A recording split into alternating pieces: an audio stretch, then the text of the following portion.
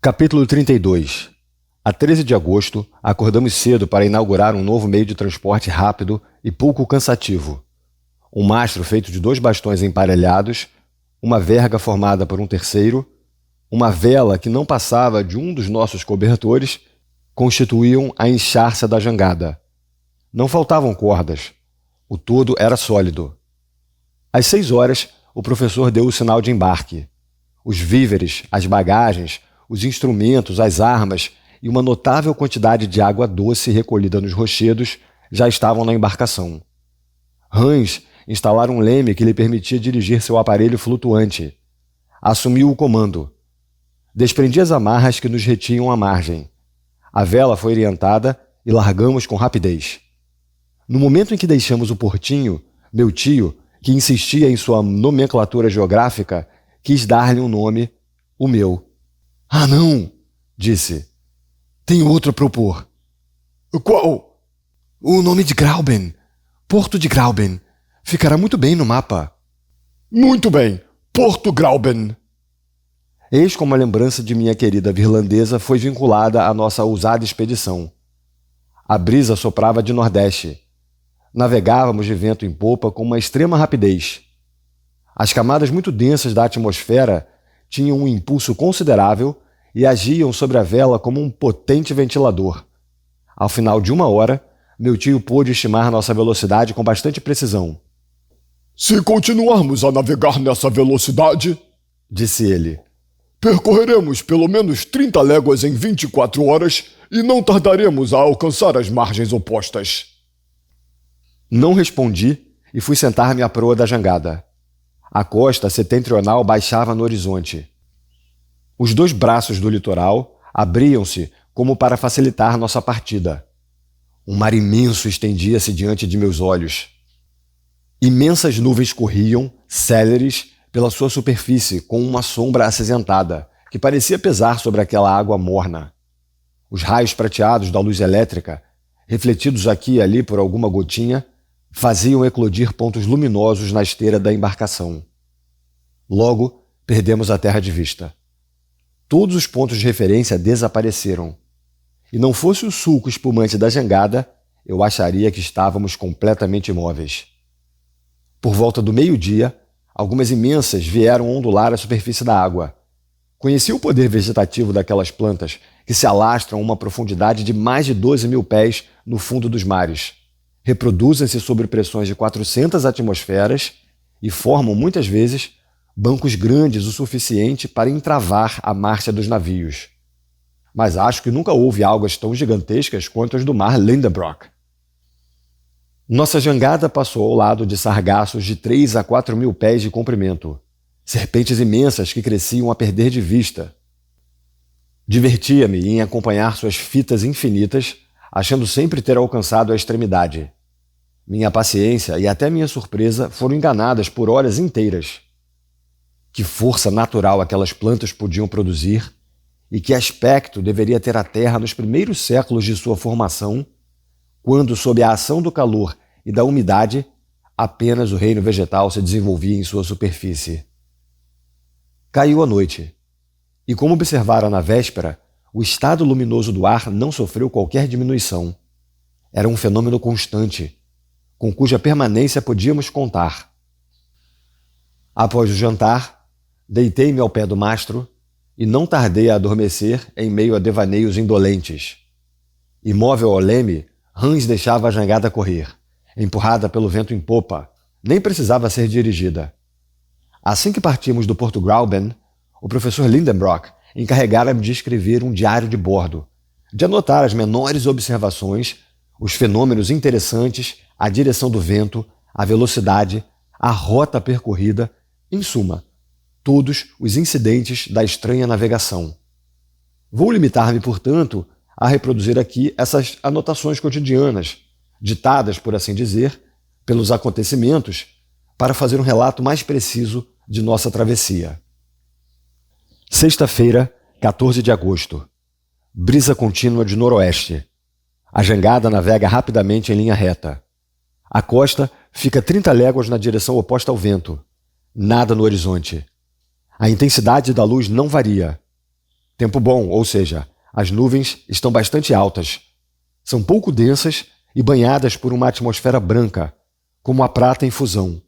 Termômetro, mais 32 graus. Ao meio-dia, Hans prepara um anzol na ponta de uma corda. Sua isca é um pedacinho de carne que joga no mar. Durante 2 horas não pega nada. As águas são desabitadas? Não, uma sacudidela. Hans puxa a linha e traz um peixe que se debate com vigor. Um peixe! Exclamou meu tio. É um esturjão! Grito por minha vez. Um esturjão pequeno. O professor observa o animal com atenção e não compartilha minha opinião. O peixe tem a cabeça chata, arredondada, e a parte anterior do corpo coberta de placas ossudas.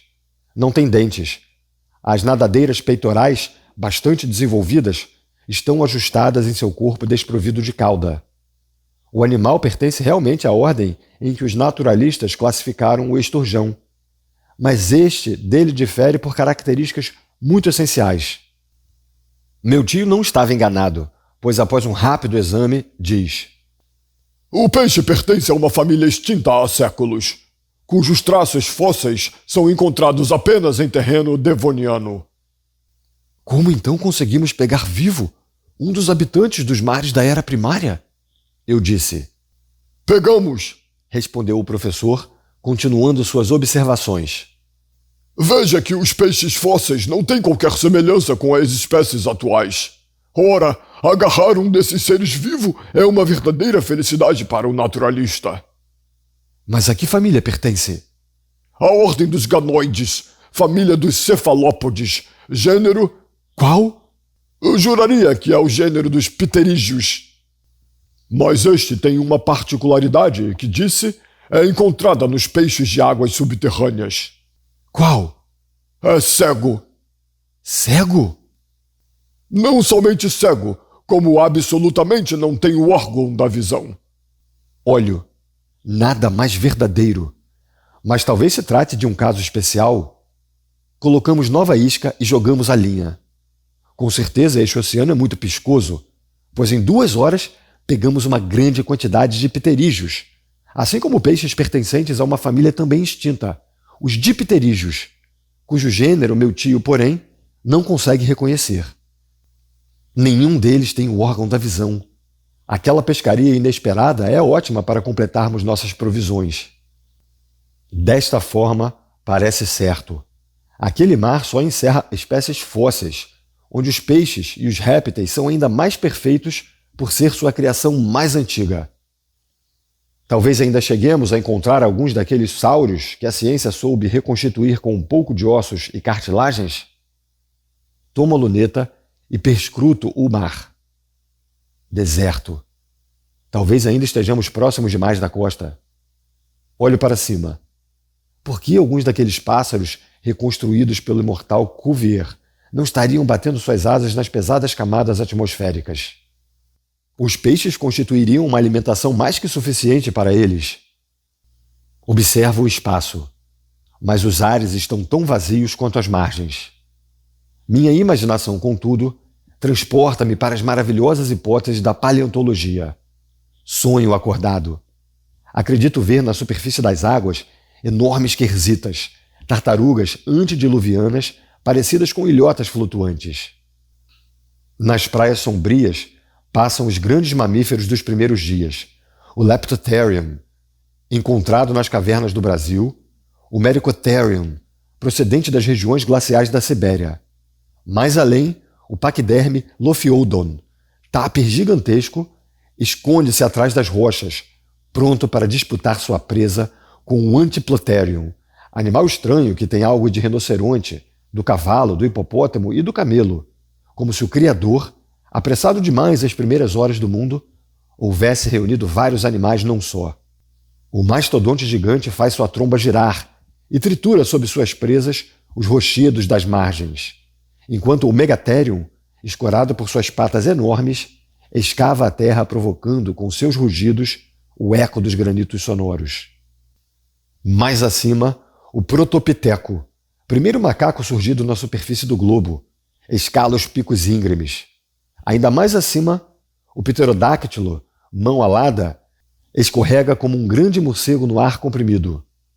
Finalmente, nas últimas camadas, imensos pássaros, mais fortes que a ema, maiores que o avestruz, desfraldam suas asas enormes e alcançam com a cabeça a parede da abóboda granítica. Todo esse mundo fóssil renasce na minha imaginação. Remonto às eras bíblicas da criação, muito antes do nascimento do homem, quando a terra incompleta não lhe bastaria. Meu sonho precede, então, o surgimento dos seres animados. Os mamíferos desaparecem, depois os pássaros, depois os répteis da era secundária e, finalmente, os peixes, os crustáceos, os moluscos e os articulados. Os zoófitos do período de transição retornam, por sua vez, ao nada.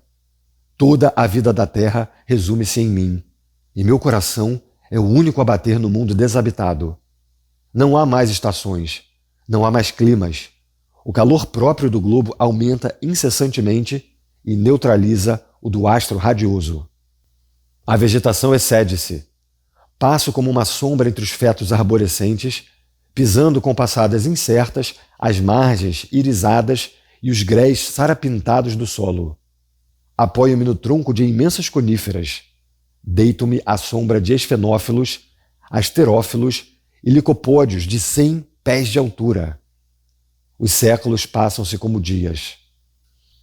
Remonto à sequência de transformações terrestres. As plantas desaparecem. As rochas graníticas perdem sua pureza. O estado líquido começa a substituir o estado sólido sob a ação de um calor mais intenso. As águas correm na superfície do globo. Fervem, volatizam-se.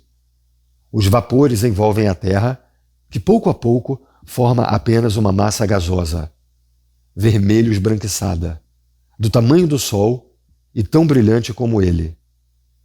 No centro dessa nebulosa, 1.400 vezes mais considerável que o globo que formará um dia, sou levado pelos espaços planetários.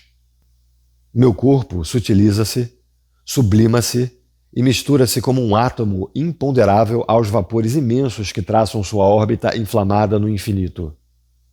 Que sonho! Para onde me leva? Minha mão febril lança no papel seus detalhes mais estranhos.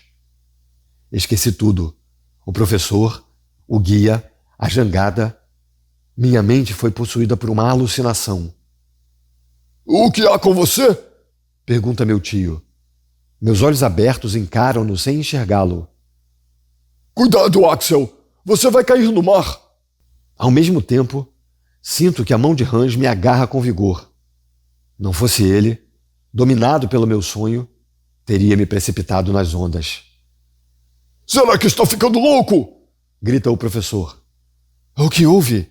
Eu digo finalmente, voltando a mim. Você está doente? Não, eu tive uma alucinação, mas passou. Está tudo bem?